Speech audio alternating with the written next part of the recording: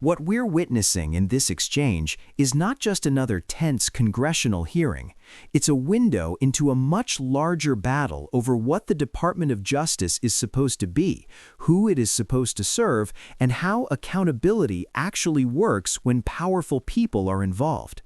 When Representative Jamie Raskin delivers a statement like this directly to the Attorney General, he's not only criticizing specific decisions. Raskin's focus on the Epstein files taps into one of the most sensitive and emotionally charged issues in modern American politics.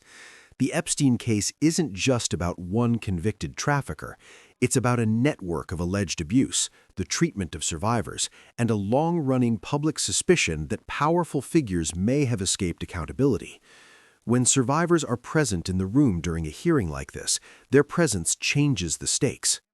Raskin, if that's what it's going to be, if that's what it's going to look like with everyone from DHS officials coming up and largely stonewalling Congress on Tuesday to Wednesday, now Pam Bondi really not answering any substantive questions, what's the point of oversight? Like, is it worth continuing to have these kinds of hearings if it's just not going to amount to anything? Well, remember, she was not there under subpoena. She was there under an invitation. Correct. But if we had the power, we would subpoena her and we would require her to answer our questions. And so that is the importance of who's going to be in control in Congress after the 2026 elections, because we would like this subpoena power so we don't see this kind of phenomenal disrespect of Congress and of the people that we represent and the victims that we're fighting for. You mentioned that her testimony was disrespectful and amateurish.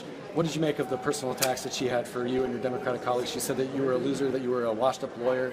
Yeah, I mean, I didn't quite hear that because I tend to block out a lot of the insults in this job that you get. I can't believe that the Attorney General of the United States of America would appear before hundreds of millions of Americans this way and then have a book of insults that she's ready to lob at members of Congress. My God, we've got to get back to the America that we had before they dragged us down into the mud like this. The survivors made clear today, all of them are willing to talk to the Department of Justice. None of them have been given any outreach at all. Yes.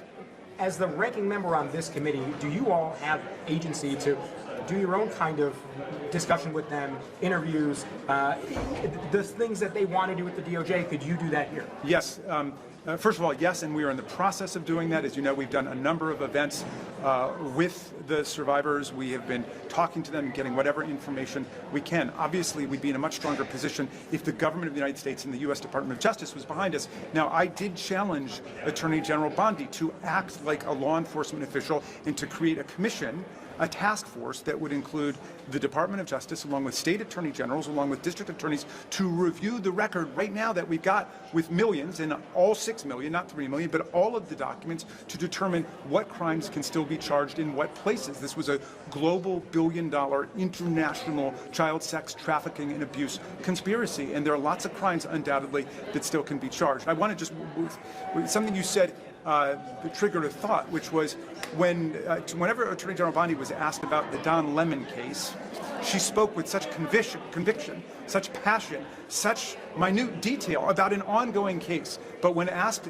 about the Epstein case and the more than 1,000 victims who are still suffering out there, she completely distanced herself and was totally disembodied. It was like she'd amputated all sense of compassion and empathy for the people involved. Do you see any value in having her back before this committee? Well, certainly with a subpoena where she has to answer questions, we made a note of everything she didn't answer. Here are questions she refused to answer today. I'll give you a little sampling, okay? How many of Epstein's co-conspirators have they indicted? Well, we know the answer to that is 0, but Congressman Nadler asked her that. She wouldn't answer it. Whether the email from the Epstein files about Ukrainian girls trafficked to a billionaire male co-conspirator is worthy of more investigation, refused to answer. Whether it's important for prosecutors to protect the identity of sexual assault victims, she refused to answer. Why DOJ has refused to investigate Prince Andrew, who has shown not just in incriminating emails, but incriminating photographs with minors, she refused to answer. Whether Trump was at parties with underage girls, she refused to answer. Whether she prepared a list of so-called domestic terror groups, she refused to answer. When she decided Les Wexner was not a co-conspirator, she refused to answer, and so on. She didn't answer the vast majority of the questions that we asked her today, and the whole country could watch her evade questions, dodge the committee, filibuster, radically change the subject, and then engage in a series of insults and aggressive ad hominem attacks against members of the committee. It's almost like you could have a seminar on rhetoric and show how each one of these things is a fallacy and a diversion from the truth and just answering the question. Yeah.